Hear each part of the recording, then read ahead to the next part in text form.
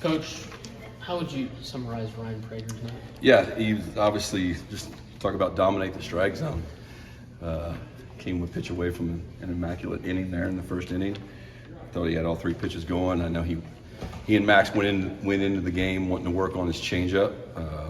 He got that first strikeout of the game was on that. So trying to find that pitch and get it ready for SEC play. So just excited for Ryan. We wanted to get him to 90 pitches and he handled it all great. We played some good defense behind him, but 13 punch outs, that's the best defense. So proud of him. What do you make of this incredible run he's on to start the season? I mean, he's well rested after that surgery, and he's well coached. He's a super intelligent guy. He's pitched well against everybody. He's faced some teams that are down the line a little bit, and he pitched well against what I think is a good offensive team in Arizona State. Next week, and then we start the real games, or the real challenges facing super high-end SEC hitters. So I'm sure he's up for the task. Strikes play anywhere, Might get hit a little bit, but strikes play, and if we can have that all year, we'll be fine. Coach, it seems like you've kind of run a lot of guys out there at second base. What have you seen from Chestnut to kind of separate himself there? He hasn't separated himself, but he we felt like it's his turn to get an opportunity, and we know what he can do when he gets on base. He's always been a good defender at second base or center field. It's just a matter of getting an opportunity. So I think Targash is out. We've got him 30 at bats. We got Ken over 30 at bats to this point. Trying to get Bell caught up to that. So we thought here towards the end of pre-conference play, we'd give Travis a chance. He obviously is a completely different look from anybody else on our team. Once he gets on base, he adds a lot. So we'll see how he does moving forward. But he's always had a lot of value. We've played 14 games. He's now played in 10 of them. So he's got a massive role in the team. But super excited about Armstrong.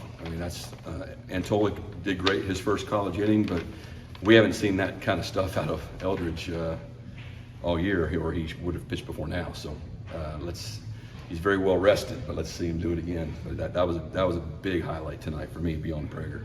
Was there any reason for Eldridge not to see any action? Yeah, he hasn't thrown like that. He hasn't thrown with that kind of stuff, velocity, strikes, anything.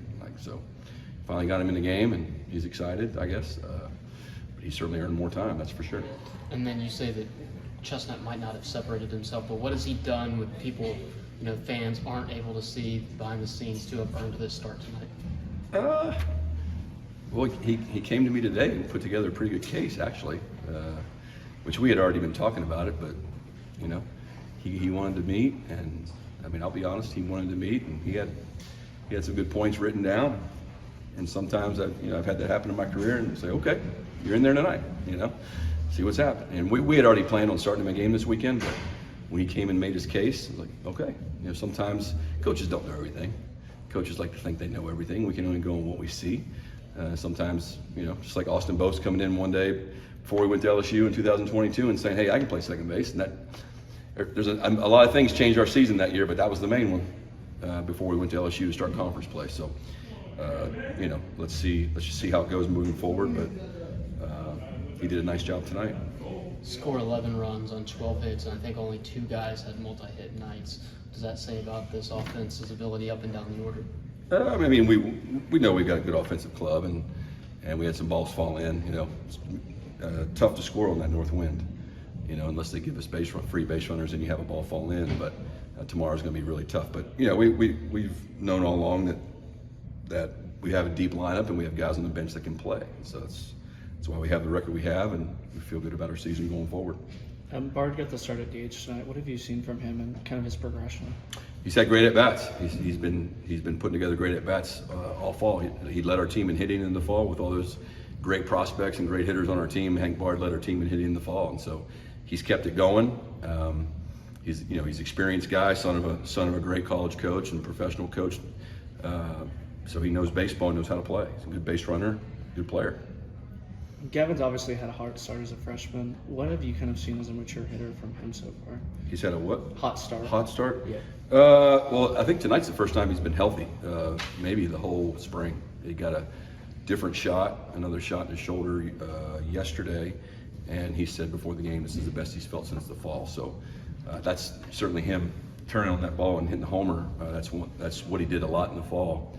So that's exciting. But he's doing a good job of controlling the strike zone, and hitting at the top of an order as a freshman is tough. And it's only going to get tougher in this league. But he's a good player.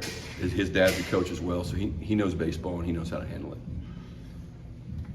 All right. Thanks.